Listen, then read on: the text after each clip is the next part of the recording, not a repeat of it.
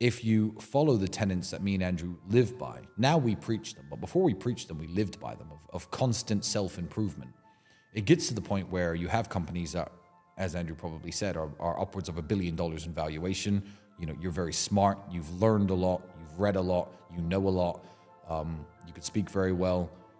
Over the course of years, all of my kickboxing training, I became the European kickboxing champion. I'm confident in the fact that I can protect myself and take care of myself. You evolve sort of and grow into the man that I guess you see today. It would be a very different interview when I was your age. Mm-hmm.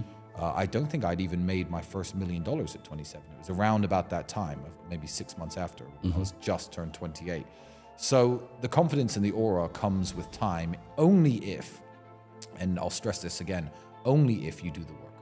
Every single day, or at least 5, 6, 7 days a week, if you're constantly grinding, constantly trying to improve yourself, one day you'll wake up and everyone's like, wow, you're smart and well-spoken and you dress well and you've got a bunch of money, and you're like, well, it didn't happen overnight. Yeah, it wasn't always like this. No. The 13-year-old kid selling CDs in school was not necessarily a standout character.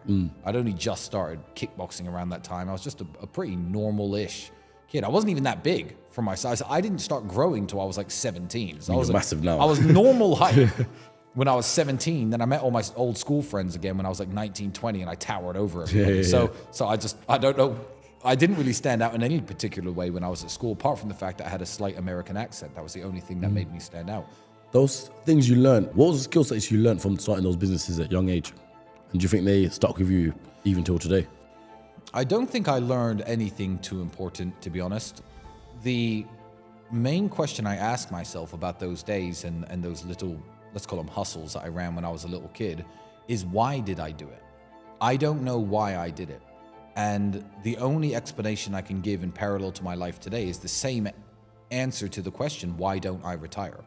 I could retire, delete my presence from the internet. I have enough money to live for the rest of my life. Why don't I retire? Probably for the same reason I was selling bubblegums. I don't know exactly what the motivation was. I just felt I was good at it and I had to do it. Why stop this? Exactly, and why stop this? And now the business that I run isn't hustling people for bubblegums. It's a business that, I mean, my main business, the real world, the online school we run, helps countless people. I mean, thousands of interviews I've done and posted them online of young people making insane amounts of money from just, using the program, learning the skills and applying them in the real world, no pun intended. So now I feel like my mission is greater than the business itself. So, no, I don't know what I learned back then. I learned lots of lessons working a bunch of crappy jobs for sure. Did you work jobs? Oh, did I work jobs? Yeah, I worked loads Well, of like jobs. retail jobs and stuff, yeah? Oh, what, fast food jobs? Okay, Yeah. fast food jobs, yeah? I did 6 months in the McDonald's drive-thru. I worked 3 years in a pret-a-manger store in Luton Airport making sandwiches. So if you guys Luton ever Airport as well, that's a proper shithole. if you ever Sorry. terrible. No, you're completely right. So if you ever fly from Luton Airport, just before you get to the departure gates, the ones on the left I know exactly anyway. what you're talking about, there's a big pret-a-manger store. When that first opened, I was one of their first members of staff at 15 years of age. I worked there for 3 years making sandwiches. So I've done the horrible jobs and I've done the fast food jobs. And it's those jobs, the real selling your time for money hour by hour, that teaches you the value of things. Even now, I jokingly laugh with Andrew when I buy things. I don't know what the numbers are, but I'll calculate like how many hours would I have had to work in that job to buy, say, the Bugatti. And it's something crazy like 310 years of constantly working at that sandwich shop. No hours off, 310 no freaking days years. off. So we're talking at like 4 human lifetimes. Did you have any side hustles whilst working those jobs? You know what? No, I didn't, because my effort wasn't wasted, though. I didn't waste my time because all of my spare effort went into kickboxing and kickboxing training. There were people at that store who were breaking rules of the store, obviously, when you're allowed to take sandwiches home. They were selling them and stuff, but that could get you fired. And I was like, well, why sell sandwiches? I'll just go to the kickboxing gym. I'm making enough money. So it wasn't a side hustle, but I certainly wasn't wasting my time. And I preach to young men now, if you're working a job and you go home, no TV, don't play video games, limit your access to all sort of junk media. Spend your time doing something productive. At least my kickboxing was something productive, even though it made me some money. I got paid to fight. So I guess that was a side hustle, but I learned so much more from that than I ever made financially. It wasn't a financial venture. This is what I'm interested to know, because at the point where you're now working for someone else in retail, fast food, whatever the case may be, and then previously also having businesses, it's like, did you ever think to yourself, why am I here? I had this business. If I continued at it or started another business, I could be elsewhere. Did you ever look at yourself in those jobs and think, like, this is not me, I don't belong here? Yeah, I knew I was wasting my time when I saw the caliber of some of the people doing the same job as me. I mean, some of them were very nice people, some of them were not, but I will not pull my punches when I'm saying that a lot of them were morons, like absolute morons, people in their 30s who just achieved literally nothing with their lives, zero. And I'm sitting there and I know that I've got this big brain behind my young looking face. I'm sitting there making these sandwiches along with these idiots thinking, how is my time worth the same £6.90 an hour as his time? How am I using my body and mind to make these bloody sandwiches when people like this could be doing it? I should be manager. I should be running this place. I got a few promotions over the years, but my dream was never to manage a sandwich shop. So no, I quit for a sales job when I was about 19 for my first ever sales job. What was the sales job? I was selling television advertising space. Oh, okay. So I would find companies that didn't advertise on TV typically, call them up and try to arrange meetings with, higher up people in my company who could close them for me because I looked too young. That was my problem. So it's like cold call sales? Yeah, cold call sales, which teaches you a lot. You get hung up on a lot. Yep. And nowadays I find with youngsters and people of the younger generation, they're too afraid to make a cold phone call. It's a daunting thing. You don't know what they're going to say, but you learn the lessons. The worst they can say to you is no. And at least with sales, you're in some way working for yourself. I mean, I learned lots of harsh lessons actually at the sandwich shop and at McDonald's. I learned lots and lots of very harsh lessons that I still, I guess, helped form my opinions that I still preach today. So I'm very glad I did it because it makes me, some people think I'm alienated from them. The man who's working in McDonald's right now, who may be listening to this podcast, may think, oh, why would I listen to him? He's worth over $1 billion. Might not seem relatable. Yeah, he hasn't got anything in common with me.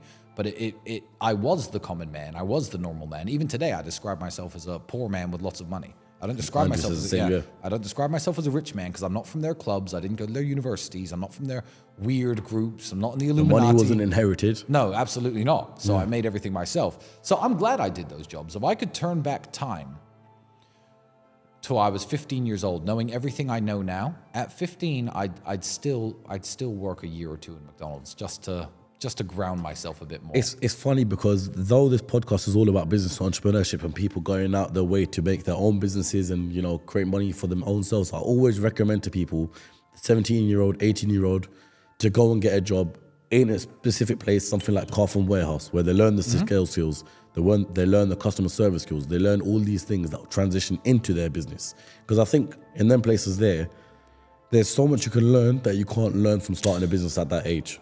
No, you're completely correct. And you also learn how to be a boss. I remember, I'll share with you a quick story from my prep days.